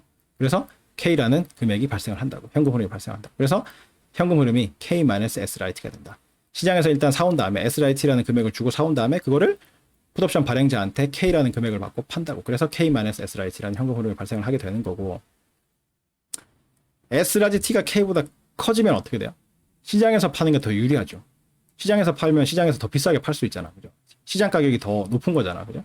그래서 옵션 행사를 하지 않는다. 옵션을 포기를 하게 되는 거죠. 그래서 현금 흐름은 발생하지 않게 되고, 요것도 마찬가지로 결과는 똑같이 적어놔 놓고 if 다음에 있는 저 조건문만 K를 좌변으로 이번에는 이제 S라지티를 우변으로 이항을 한 거예요. S라지티를 우변으로 이항을 해서 좌우변을 바꾼 거지. 그죠? 그렇게 해보면 K-S라지티가 0보다 크면 K-S라지티, 0이 K-S라지티보다 크면 0, 이런 형태가 되는 거죠. 따라서 0하고 K-S라지티 둘 중에 큰 놈, 이렇게 해석을 할 수가 있겠죠. K-S라지티가 더 크니까 답이 K-S라지티가 되고, 0이 더 크니까 0이 됐죠. 그래서 0하고 K-S라지티 둘 중에 큰 놈, 이렇게 쓸 수가 있다. 요거는 정확히 콜옵션 매수했을 때의 그 S라지티하고 K의 순서를 바꾼 거죠. 그죠? 그 다음에 풋옵션을 발행하는 경우는 어떻게 되느냐 하면, 풋옵션을 발행하는 경우에는 권리가 없어요. 선택권이 없고, 어떻게 된다? 각각의 경우에 풋옵션 들고 있는 사람이 어떤 결정을 내리느냐에 따라서 거기에 따라줄 의무만 있는 거죠. 그래서 S라지티가 K보다 작아지면 풋옵션을 들고 있는 사람 입장에서 생각을 하게 되면 팔 수 있는 권리를 갖고 있기 때문에 비싸게 파는 걸 선호를 하기 때문에 옵션을 행사하는 걸 선호를 하겠죠. 그죠? 옵션을 행사하겠죠. 시장에서 파는 것보다 옵션을 행사하게 되면 더 높은 K라는 가격에 팔 수가 있으니까. 그래서 풋옵션을 들고 있는 사람이 옵션을 행사한다는 이야기는 K라는 가격의 기초자산을 판다는 이야기잖아. 그러면 옵션 발행자 입장, 발행한 경우에는 그거를 사줘야 될 의무가 있는 거죠. 얼마를 지불을 하고 사줘요? K라는 가격을 지불하고. 그래서 마이너스 K라는 현금 흐름이 발생을 하고, 그죠? 괄호를 전개해가지고 생각을 해봐요. 마이너스 K라는 현금 흐름이 발생을 하고, 그 다음에 그렇게 해서 획득한 기초자산을 현금화시키기 위해서 시장에 내다 팔면 플러스 S라지티라는 금액을 벌 수가 있죠. 그래서 마이너스 K 플러스 S라지티라는 현금 흐름이 발생을 하게 되는데, 그거를 마이너스 1로 묶어놓은 게 이러한 값이 되는 거죠. 마이너스 괄호 열고 K 마이너스 S라지티 이렇게 되는 거고, 그 다음에 S라지티가 K보다 커지면 어떻게 돼요? 풋옵션을 보유하고 있는 사람 입장에서 봤을 때는 비싸게 파는 게 유리하잖아. 그래서 시장에서 파는 게 더 비싸잖아. 그죠? S라지티 값이 K보다 더 비싸니까. 그죠? 옵션을 포기하고 시장에서 바로 매매하는 게 유리하다. 그래서 옵션을 포기하게 된다. 그래서 옵션 발행자 입장에서도 뭐 현금 흐름이 발생하지 않게 되는 거죠. 0이 되는 거고. 요 경우에 그죠? 결과를 위에는 뭐 똑같이 적어놔 놓고 밑에 있는 0은 마이너스 0으로 적어 놓은 상태에서, 여기서도 이제 조건문을 다르게 바꿔서 쓰는데, 좌변에 있는 S라지티를 우변으로 옮긴 다음에 좌우변을 서로 바꿔서 쓴 거예요. 그러면 S라지티를 우변으로 이항을 해보면 저렇게 조건이 된다. K-S라지티가 0보다 크다. K-S라지티가 0보다 작거나 같다. 이렇게 되는데, k-s 라지 t가 0보다 클 경우에는 답이 큰 값인 k-s 라지 t 앞에 마이너스 1을 곱한 거고 마이너스 보호를 붙인 거고 그다음에 0이 더 큰 경우에는 0 앞에 마이너스를 붙인 게 답이다. 이렇게 되는 거죠. 그래서 한마디로 하면 어떻게 돼요? 0하고 k-s 라지 t 둘 중에 큰 놈 앞에 마이너스를 붙인 거다. 이렇게 해석을 할 수가 있다. 그래서 풋옵션을 매수한 경우하고 비교를 해보면 풋옵션을 매수한 경우에 발생하는 만기 현금 흐름에다가 마이너스 1을 곱한 게 풋옵션을 발행한 경우에 만기 현금 흐름이라고 할 수가 있겠다. 그래서 네 가지 경우가 지금 다 이 증명이 된 셈이죠. 다시. 자, 옵션을 보유하거나 발행하거나 했을 때 발생하는 현금 흐름은 요렇게 네 가지가 있어요. 네 가지. 요거는 기억할 필요가 있다. 요 현금 흐름은 요 바로 다음에 나오는 이 정리를 증명하는 과정에 등장하기 때문에 요 결과는 기억하고 있는 게 좋다. 기억하는 방식은 어떻게 한다? 콜 매수를 기준으로 해서 콜은 SK 이렇게 기억을 하면 맥시멈 0는 다 공통이죠. 맥시멈 0는 다 공통이고 콜을 기준으로 했을 때 콜의 매수를 기준으로 했을 때 콜은 SK 이렇게 기억을 하면 됩니다. 그래서 콜 옵션을 매수했을 때 현금 흐름은 맥시멈 0, SRIT 빼기 K이고 발행을 했을 때는 매수한 경우에 현금 흐름에 마이너스 1을 곱한 거고 풋 옵션은 콜 옵션의 경우에 S하고 K의 순서를 바꾼 거다. 이렇게 기억을 하게 되면 네 가지 경우를 다 쉽게 기억할 수가 있다. 증명은 이렇게 한다고 그랬죠. 콜 옵션을 매수를 한다는 이야기는 매수해가지고 보유를 하는 경우에는 어떻게 돼요? 기초자산을 만기 라지티 시점에 행사가격 K에 살 수 있는 권리를 갖고 있는 셈이지. 근데 만기의 기초자산의 가격이 이 행사가격 K보다 커지면 어떻게 됩니까? 커지면 살 수 있는 사는 입장에서는 그죠? 살 수 있는 권리를 갖고 있는 입장에서는 싸게 사는 게 좋지. 시장에서 사면 더 비싸게 사게 되는데 옵션을 행사하게 되면 행사가격 K 더 싼 가격에 살 수가 있죠. 그래서 콜 옵션을 행사를 하게 되겠죠. 행사하는 게 더 유리하니까. 행사를 하게 되면 어떻게 됩니까? K라는 가격을 지불을 하고 기초자산을 사오게 되죠. 그래서 마이너스 K라는 현금 흐름이 발생을 하게 되고 그 놈을 시장에 내다 팔아서 현금화를 시키면 그 시장 가격인 S라지T라는 현금 흐름이 내 수중에 들어오게 되죠. 그래서 마이너스 K와 S라지T라는 두 현금 흐름을 합쳐서 S라지T 빼기 K라는 현금 흐름이 발생하게 된다. 만약에 반대로 S라지T가 K보다 작아지면 어떻게 돼요? 콜옵션은 살 수 있는 권리이기 때문에 싸게 사는 게 유리하죠. 시장에서 사면 더 싸게 살 수 있지. 시장 가격이 더 낮으니까. 그래서 콜옵션을 행사하지 않는다. 그래서 현금 흐름이 발생하지 않는다. 그러면 요거를 그 결과는 그대로 두고 조건 부분만 봤을 때 조건 부분에 우변에 있는 K를 좌변으로 이항을 하게 되면 이렇게 쓸 수가 있다. 이렇게 써놓고 보니까 어떻게 돼요? S라지T 빼기 K하고 0 중에서 S라지T 빼기 K가 더 크니까 더 큰 놈 S라지T 빼기 K가 답이고 0이 더 크니까 더 큰 0이 답이더라. 한마디로 0하고 S라지T 빼기 K 둘 중에 큰 놈 이렇게 한마디로 적을 수가 있겠더라. 자, 그 다음에 콜옵션을 발행하는 경우에는 어떻게 되느냐. 만약에 SRIT가 K보다 큰 경우에는 어떻게 돼요? 콜옵션 발행자는 선택권이 없지. 의무밖에 없죠. 콜옵션 들고 있는 보유자가 어떤 선택을 할지를 봐서 그거에 따라서 행동을 해야 되기 때문에 콜옵션을 들고 있는 사람 입장에서는 더 싸게 살 수 있는 콜옵션을 행사하겠죠. 콜옵션을 행사한다는 이야기는 발행자로부터 기초자산을 K를 지불하고 산다는 이야기고 발행자 입장에서는 K라는 가격을 받고 기초자산을 팔아줘야 될 의무가 있는 셈이죠. 팔아주기 위해서는 시장에서 일단 사 와야 되겠지. 그래서 마이너스 S라지T라는 현금 흐름이 먼저 발생을 하고 기초자산을 사오는 과정에서 그죠? 그 다음에 그거를 이 옵션 보유자한테 K라는 가격을 받고 팔게 되겠죠. 그래서 플러스 K라는 현금 흐름이 발생을 하게 되겠죠. 그래서 마이너스 S라지T 플러스 K에서 마이너스 1을 묶어내면 이렇게 마이너스 괄호 열고 S라지T 빼기 K라는 현금 흐름이 발생하는 걸로 표시를 할 수가 있고 S라지T가 K보다 작으면 시장에서 사는 게 더 헐값에 살 수 있기 때문에 옵션 보유자가 옵션을 행사하지 않는다. 따라서 옵션으로부터 발생하는 현금 흐름은 없다. 그래서 발행자도 현금 흐름이 발생하지 않는다. 요 경우에도 결과를 그대로 쓰고 밑에 0을 마이너스 0으로 바꿔 쓴 다음에 if 다음에 있는 저 조건문을 이번에는 이번에도 K를 좌변으로 이항을 하는 거예요. 좌변으로 이항을 하면 그 조건문들이 SRIT 빼기 K가 0보다 크거나 같다. 그 다음에 SRIT 빼기 K가 0보다 작다. 이렇게 나타나게 된다고요. 요거는 한마디로 어떻게 쓸 수 있느냐. 위에 두 조건을 보면 0하고 SRIT 빼기 K 둘 중에 SRIT 빼기 K가 크니까 큰 놈 앞에 마이너스를 붙였죠. 그 다음에 0이 더 크니까 더 큰 0 앞에 마이너스를 붙였죠. 한마디로 0하고 SRIT 빼기 K하고 둘 중에 큰 놈 앞에 마이너스를 붙이는 거라고 표현을 할 수가 있는 거죠. 그래서 콜옵션을 발행하는 경우에 만기의 현금 흐름은 콜옵션을 보유하고 있는 경우에 만기의 현금 흐름에다가 마이너스 1을 곱한 형태가 된다. 풋옵션을 매수하는 경우에는 어떻게 되느냐. 풋옵션을 갖고 있다는 이야기는 기초자산을 만기 RGT 시점에 행사가격 K에 팔 수 있는 권리를 갖고 있다는 뜻이죠. 따라서 만약에 SRGT 값이 만기의 기초자산의 가격이 행사가격 K보다 작아지면 어떻게 돼요? 팔 수 있는 권리를 갖고 있는 사람 입장에서는 비싸게 파는 게 유리하죠. 그래서 옵션을 행사해서 K라는 가격에 파는 게 더 유리하지, 더 비싸게 팔아먹는 거죠. 그래서 옵션을 행사를 해요. 그래서 팔 거야, K에.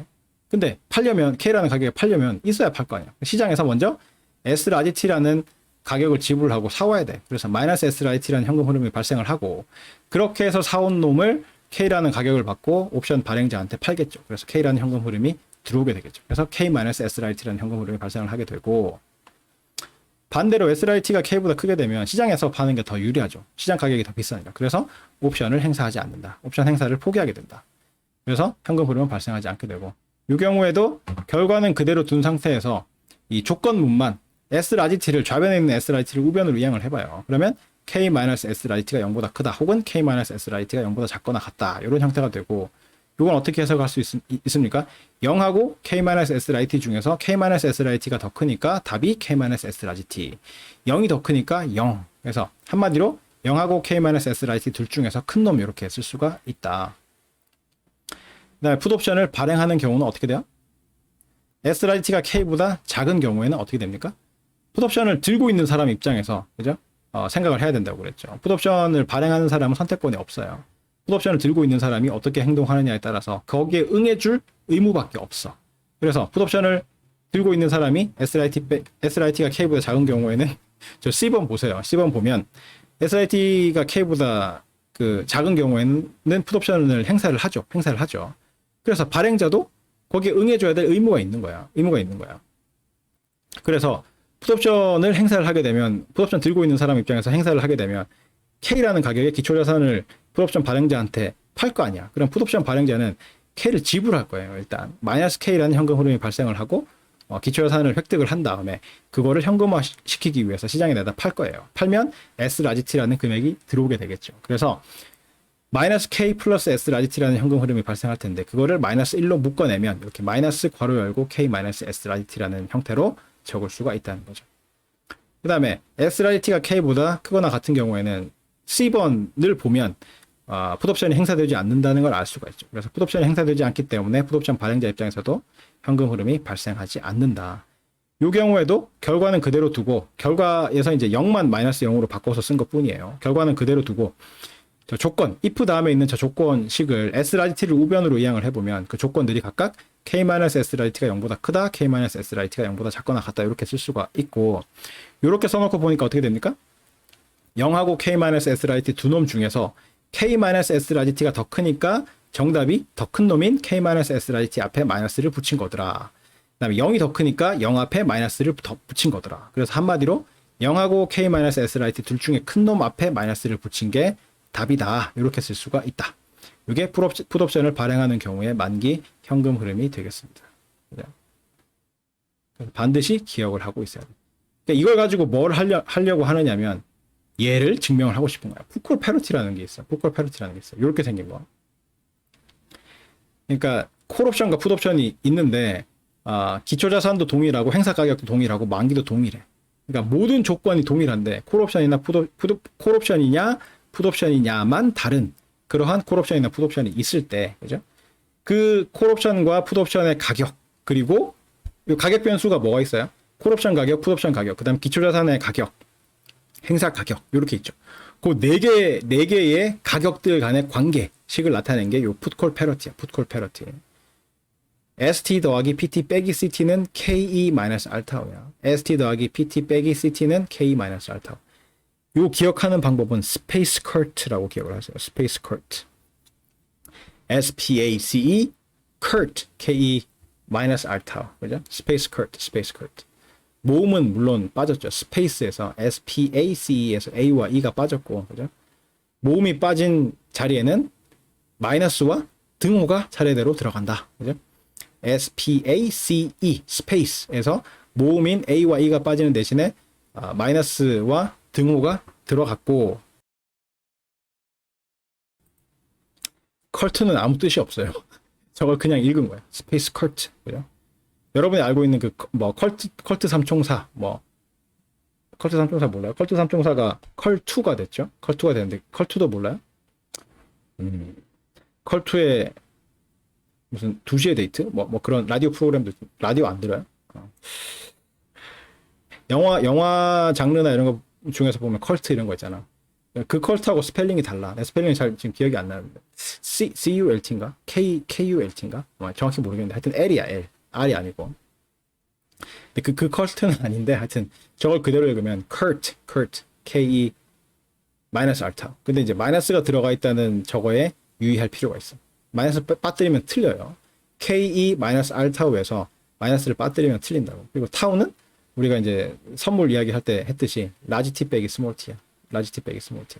스페이스 커트, 스페이스 커트, 스페이스 커트. SPACE 커트 KE 마이너스 알타우.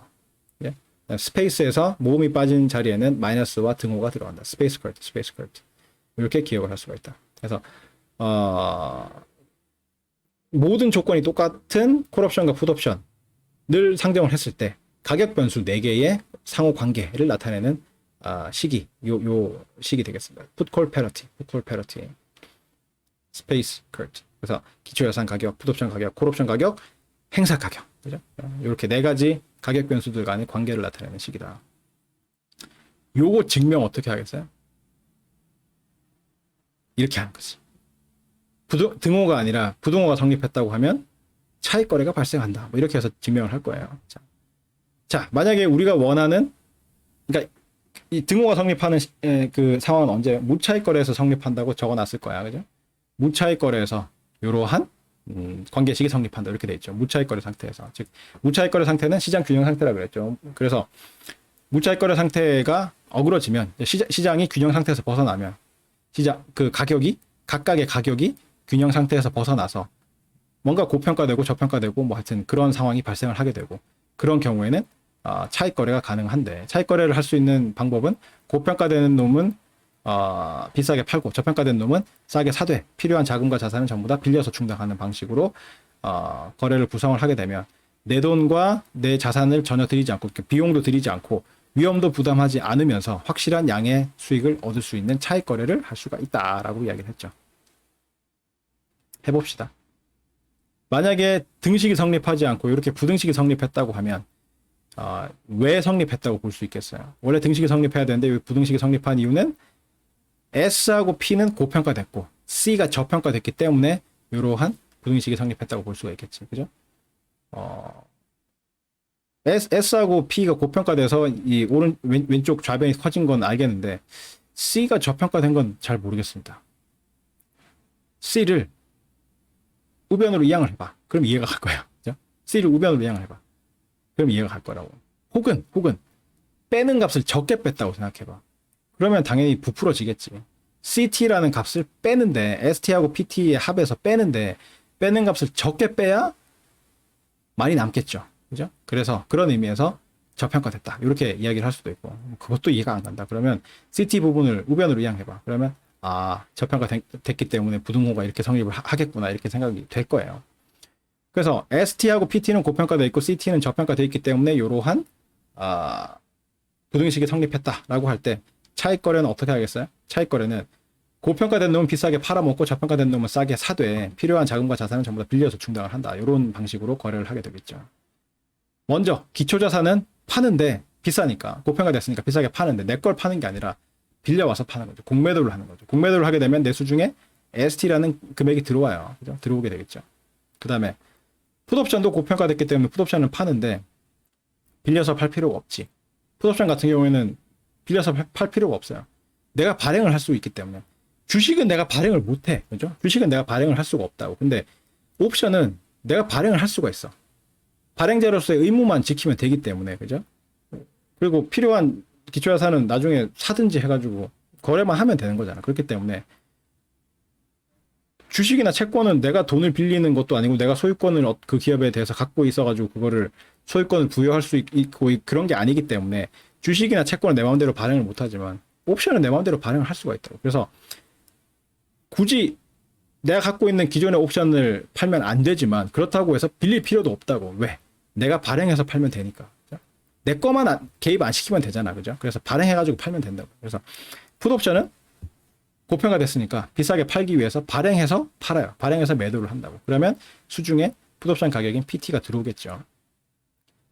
콜옵션은 저평가됐어. 그래서 콜옵션을 사야 돼. 콜옵션을 사는데 사게 되면 CT라는 금액을 지불을 하게 되겠죠. 마이너스 CT, 그죠? 마이너스 CT라는 금액을 지불을 하게 될 텐데 요 현금 흐름들을 다 합치면 양수죠. 그죠? SD 더하기 PT 빼기 CT는 양수라고, 양수. 그죠? 왜 양수겠어요? 위에 부등식을 봐봐. SD 더하기 PT 빼기 CT가 뭐보다 커요? KE 마이너스 알타우보다 크잖아.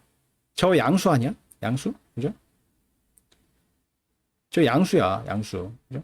K, 행사 가격이기 때문에 양수고, E에 몇 승 돼 있는 거. 저거 양수거든?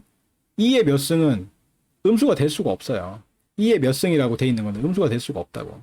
그죠? E라는 수 자체가, 그죠? 양수잖아. 그죠? E가 얼마인지, 그죠? 여기 E 있죠? 빨간 거. 요거 E 해봐. 2.71828, 2.718281828 뭐 이렇게 해가지고 끝나지 않는 2와 3 사이의 어떤 수인데 이거에 몇 승을 해봐. 마이너스가 붙어 있다는 이야기는 그냥 뒤집는다는 뜻이죠. 그죠? 2에 마이너스 1승 하면 2분의 1이잖아. 그래서 역수를 취한다는 얘기고 이거에 몇 승을 해도 절대로 음수가 될 수가 없어. 이걸 분수로 뒤집는다고 하더라도 음수가 될 수가 없다고. 그래서 K도 양수고 E의 마이너스 알타우도 양수라고요. 그래서 양수 두 개를 꼽혔기 때문에 양수라고. 양수보다 큰 값은 양수일 수밖에 없지. 양수보다 크면서 음수일 수가 있나요? 없지. 그래서 ST 더하기 PT 빼기 CT라는 저 값은 양수보다 큰 값이기 때문에 양수라고, 양수. 따라서 무슨 말이냐면 기초자산 공매도하고 풋옵션 발행해서 매도하고 콜옵션 매도해가지고 발생하는 요 현금 흐름들을 다 더해봐야 양수라고. 즉, 요 거래를 다 하고 나서 발생하는 현금 흐름이 나한테 돈이 들어와 있다는 거지. 순 현금 흐름이 이제 콜옵션 매수하면서 지불을 하고 나더라도 나한테 돈이 남는다는 뜻이죠. 요만큼의 양수의 액수가 나한테 들어와 있다는 뜻이죠. 그죠? 그래서 콜옵션 매수할 때 이제 CT 지급하는 거 저거는 돈을 빌릴 필요가 전혀 없어요. 왜? ST 더하기 PT 해서 CT를 지불을 하고 나서도 돈이 남아서 양수이기 때문에 굳이 콜옵션 매수를 하기 위해서 은행에서 CT를 빌려올 필요가 없다고. CT라는 금액을 은행에서 빌려올 필요 없이 기초자산 공매도하고 풋옵션을 발행해서 매도하면서 받은 저 ST 더하기 PT라는 저 금액을 가지고 콜옵션 매수할 때 CT를 지불을 해도 돈이 남는다고. 그죠? 요만큼의 금액이 남았기 때문에 요거를 거래 끝날 때까지 그냥 들고 있을 필요는 없죠. 은행에 집어넣으면 이자를 벌 수가 있잖아. 그래서 은행에다가 넣어요. 그래서 거래대금을 예금을 하게 되면 내수 중에서 이 금액이 빠져나가게 되겠죠. ST 더하기 PT 빼기 CT가 내수 중에서 빠져나가게 돼서 마이너스 값이 붙게 되겠지. 그죠? 나한테 1,000원이 있는데 내가 1,000원이 빠져나가게 되면 현금 흐름으로 마이너스 1,000 이렇게 되는 거죠. 그러면 내수 중에 0원이 남게 되는 거지. 그래서 요 T 시점에서 현금 흐름의 총합은 0이 되고 라지 T 시점에서 보면 그죠? 어떻게 돼 있어요? 예금을 일단 인출할 수 있겠죠. 거래대금 예금한 거 저거 인출하면 어떻게 되겠어요? 저기에 원리금 합계가 붙어가지고 ST 더하기 PT 빼기 CT의 E의 알타우만큼의 금액을 내가 은행에서 찾을 수 있겠죠. 매 순간 이자 계산하는 걸 가정을 했을 경우에. 우리 지금 이제 파생상품 이야기할 때는 매 순간 이자를 계산하는 경우로 상장을 한다고 그랬죠. 그래서 저렇게 될 거고, 그 다음에 풋옵션을 그 다음에 기초자산을 매수해서 상환을 해야 되지. 기초자산은 지금 공매도를 했기 때문에, 그죠? 예금 인출한 요 금액을 가지고 기초자산을 매수해가지고 상환을 하기 위해서 마이너스 S 라지티라는 금액을 지불을 하게 된다. 매수하는 과정에서 마이너스 S 라지티라는 금액을 지불을 하게 된다고요. 지불을 하게 된다고. 그래서 마이너스 S 라지티라는 금액이 발생을 하게 되고, 그 다음에 풋옵션 풋옵션에 지금 풋옵션을 발행을 해놨죠. 그때의 만기의 현금 흐름이 얼마예요? 풋옵션을 발행을 했기 때문에 마이너스 맥시멈 0,K 마이너스 SRGT. 이게 바로 앞에서 했던 그 렘마의 결과죠. 그 렘마를 한 이유가 이것 때문에 그래. 그죠? 풋옵션을 발행을 했기 때문에 만기에 발생한 현금 흐름 요만큼 발생을 한다고. 그죠? 마이너스 맥시멈 0,K 마이너스 SRGT. 모르겠으면 앞으로 돌아가서 보세요. 그 렘마를 보세요. 풋옵션을 발행을 했을 때 만기 현금 흐름은 요만큼이다. 그다음에 콜옵션을 매수를 했잖아. 콜옵션 매수했을 때의 현금 흐름은 얼마예요? 맥시멈 0, SRIT 빼기 K죠. 콜은 SK, 콜은 SK. 그죠? 풋옵션은 매도를 했으니까 K하고 SRIT가 바뀌고 이제 발행을 했기 때문에 마이너스가 붙어 있는 그런 상황인 거죠. 이렇게 된다고. 그렇기 때문에 요때의 현금 흐름들을 다 합치면 T 시점에서의 현금 흐름은 합쳐서 0이 되고 라지 T 시점에서의 현금 흐름이 남게 될 텐데 그 값이 어떻게 되는지는 이렇게 된다고. 이렇게 된다고. 그죠? 그냥 단순히 요 네 가지의 현금 흐름을 합친 거야, 지금. 그죠? ST 더하기 PT 빼기 CT의 미래 가치 빼기 SRIT 빼기 첫 번째 맥시멈 더하기 두 번째 맥시멈 이렇게 돼 있다고. 근데 요거를 간략하게 나타내면 어떻게 나타낼 수 있느냐면 경우를 두 개로 나눠서 SRIT가 K보다 작은 경우에는 어떻게 되느냐 하면 자, 이 첫 두 항은 그대로 살아남아요. SRIT 더하기 PT 빼기 CT의 미래 가치. 저거는 그냥 그대로 살아남고 그다음에 마이너스 SRIT도 그냥 이 경우에 그대로 살아남고 맥시멈만 지금 뭔가 달라질 텐데 첫 번째 맥시멈을 보세요. 첫 번째 맥시멈을 보면 SRIT가 K보다 작은 경우에는 그죠? 이 조건문에서 SRIT를 우변으로 이항을 해봐. 그러면 어떻게 돼요? K-SRIT가 0보다 크다 이렇게 되죠. K-SRIT가 0보다 크기 때문에 0하고 K-SRIT하고 둘 중에 큰 값은 K-SRIT가 되겠지. 그래서 첫 번째 맥시멈은 K-SRIT가 되고, 그죠? 첫 번째 맥시멈은 K-SRIT가 되고. 그래서 요 제일 앞에 있는 SPC의 미래 가치하고 마이너스 SRIT는 뭐 그냥 그대로 놔두고 첫 번째 맥시멈이 K-SRIT가 되고 앞에 마이너스가 붙어 있기 때문에 이렇게 나타낼 수가 있고 두 번째 맥시멈을 보면 두 번째 맥시멈은 사라져요. 왜? if 다음에 있는 저 조건문에서 K를 좌변으로 이항을 해봐. 그러면 SRIT 빼기 K가 0보다 작다 이렇게 되죠. 그래서 맥시멈은 0하고 SRIT 빼기 K하고 두 값 중에서 큰 값이기 때문에 큰 값은 뭐다? 0이 더 크죠. 이 경우에. 그래서 맥시멈 값은 0이 된다고요. 0이 된다고. 그래서 두 번째 맥시멈은 0이 돼서 사라져요. 사라지고. 그래서 저 수익은 이 경우에 이렇게 표시가 되고 두 번째 경우에 SRIT가 K보다 큰 경우를 살펴보면 역시 이제 SPC의 미래 가치하고 마이너스 SRIT하고 요거는 그냥 그대로 살아남고 첫 번째 맥시멈을 보면 SRIT를 우변으로 이항을 해봐. 조건문에서 SRIT를 우변으로 이항을 해보면 K-SRIT가 0보다 작다 이렇게 되죠. 0이 더 크다고 나오죠. 그래서 첫 번째 맥시멈은 0하고 K-SRIT 중에서 0이 더 크기 때문에 맥시멈 값이 0이 돼서 사라진다. 그리고 두 번째 맥시멈은 어떻게 돼요? 두 번째 맥시멈은 조건문에서 K를 좌변으로 이항을 해보면 SRIT 빼기 K가 양수다, 0보다 크다 이렇게 되기 때문에 두 번째 맥시멈을 보면 0하고 SRIT 빼기 K하고 둘 중에서는 SRIT 빼기 K가 더 크지. 그래서 맥시멈이 SRIT 빼기 K가 된다. 그래서 식이 스페이스의 미래가치, 그죠? SPC의 미래가치, 그 다음에 마이너스 SRIT 그대로 살아남고 첫 번째 맥시멈 사라지고 두 번째 맥시멈은 SRIT 빼기 K로 나타나게 된다. 여기서 SRIT 빼기 K가 다 상쇄가 돼요. 그죠? 똑같이 생겼고 부호만 반대니까 상쇄가 되고 두 경우 모두 뭐만 남아요? SPC의 미래 가치하고 마이너스 K만 살아남는다고. SRIT가 K보다 작든 크든 간에 두 경우 모두 다 SPC의 미래 가치하고 마이너스 K만 살아남게 되는데 요 값은 양수죠. 왜? 우리가 가정했던 요 조건을 봐봐. 그죠? 요 가정했던 저 조건을 봐봐. 그죠? SPC가 K-알타우보다 크다며. 양변에 2의 알타우를 곱해봐. 양변에 2의 알타우를 곱하면 어떻게 돼요? 좌변은 SPC의 2의 알타우가 되고 우변은 어떻게 돼요? K만 남게 되겠지. 2의 마이너스 알타우하고 2의 알타우하고 곱하면 어떻게 돼요? 이 밑부분이 지수함수의 밑부분이 동일하기 때문에 공통으로 적고 지수 부분을 더할 수 있잖아. 그죠? 그 지수의 법칙이잖아. 그죠? A의 X승 곱하기 A의 Y승은 A의 X 더하기 Y 승이잖아. 그죠? A의 X승 곱하기 A의 Y승은 A의 X 더하기 Y 승이잖아. 그게 지수법칙이잖아. 그래서 양변에 E의 R타우를 곱하면, 그죠? 우변의 경우에 E의 마이너스 R타우 플러스 R타우 승이 돼서 E의 0승이 돼서 1이 되죠. 뭐의 0승은 항상 1이야. 뭐의 0승은 항상 1이라고. 그죠? 뭐의 0승은 항상 1이라고. 자, 보세요. 보여줄게. 2의 0승은 1이지. 그죠? 2의 0승은 1이야. 모르겠으면 계산기 두들겨 보면 나와요. 2의 0승은 1이라고. 그래서 너무 무시하나요, 여러분은? 그래서 저 위에 있는 저 조건식에서 양변에 2의 R타우를 곱하면 좌변은 SPC의 미래가치가 되고 우변은 K만 남게 된다. 그죠? 그래서 어떻게 돼요? SPC의 미래가치 빼기 K는 양수가 된다. 그래서 이 수익의 최종 형태인 SPC의 미래가치 빼기 K는 양수가 된다고 볼 수가 있는 거죠. 그래서 이 수익은 결국 요 네 가지 현금 흐름을 다 더해가지고 계산을 해봤더니 단순하게 만들어봤더니 이렇게 SPC의 미래가치 빼기 K 이렇게 되는데 요거는 위에 있는 저 가정에 의해서 양수가 되더라. 그죠? 저 가정의 양변에 2의 R타우를 곱하면 2의 R타우는 양수라 그랬지. 2의 몇 승은 항상 양수라 그랬죠. 그래서 부등호의 방향이 바뀌지 않고 좌변은 SPC의 미래가치가 되고 우변은 K만 남게 돼서 K를 좌변으로 이양해 보면 SPC의 미래가치 빼기 K는 양수다라는 사실을 알 수가 있겠죠. 그래서 수익은 양수다. 요 거래를 하는 데 있어서 내 돈 들어간 거 없죠? 그 다음에 불확실한 거 하나도 없지.